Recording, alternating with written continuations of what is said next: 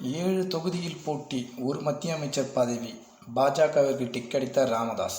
பாட்டாளி மக்கள் கட்சியின் சிறப்பு பொதுக்குழு கூட்டம் இன்று நடைபெற்றது. இந்த பொதுக்குழு கூட்டம் முடிந்த பிறகு எந்த கட்சியுடன் கூட்டணி என அறிவிப்பார் என பாமக தொண்டர்கள் அவரோடு எதிர்பார்த்து காட்டியிருந்தனர்.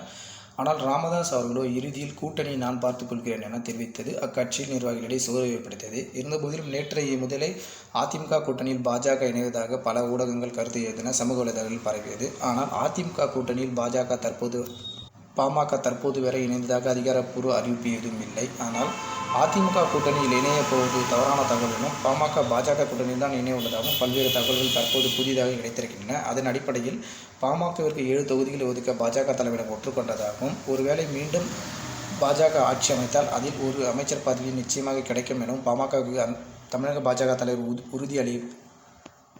உறுதியளித்ததாகவும் தற்போது தகவல் வெளியாகி இருக்கின்றன. அதன் அடிப்படையில் பாமக பாஜக கூட்டணி உறுதி எனவும், விரைவில் அறிவிப்பு வெளியாகும் எனவும் பல தகவல்கள் வெளியாகி இருக்கின்றன.